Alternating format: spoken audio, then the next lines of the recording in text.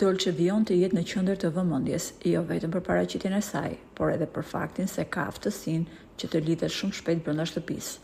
Por ajo që tashmë zgjon më shumë kuriozitet është jeta private e Dolces, për të cilën ajo ka qenë gjithmonë e rezervuar. Së fundmi, mediat kanë bërë një zbulim tronditës për banoren e Big Brother VIP Kosova. Ajo është nënë e një fëmijëve, ndërkohë që me bashkëshortin u nda në mënyrën më të shëmtuar të mundshme. Ish bashkëshorti është shprehur se ai ka qenë me djalin e gjumë dhe kur zgjuar nuk e ka gjetur Dolce në shtëpi, por vetëm një letër mbi tavolinë ku ajo i shkruante lam të mirë. Ai është tronditur thellë nga kjo kthesë e papritur që ka marrë jeta e tij, ndërkohë që i ka kërkuar medjave që të mos e publikojnë foton e djalit të tyre të vogël. Dhe pyetja që lind normalisht është: kush është bashkëshorti i Dolces?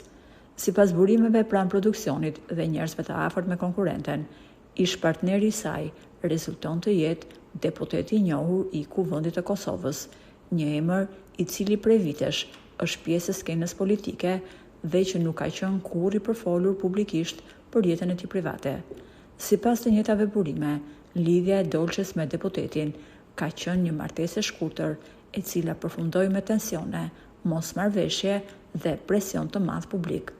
Thuhet se çifti ishin përpjekur me çdo kusht ta mbanin të fshehtë martesën për të mbrojtur karrierën politike të tij dhe jetën artistike të saj. Pas ndarjes, ato kanë firmosur një marrëveshje konfidencialiteti, e cila i ndalon të flasin publikisht për arsyet e divorcit të tyre. Nga ana saj, Dolce brenda shtëpisë është shprehur se ajo ka qenë viktimë e një lidhje të kontrolluar, por pa përmendur emra konkret.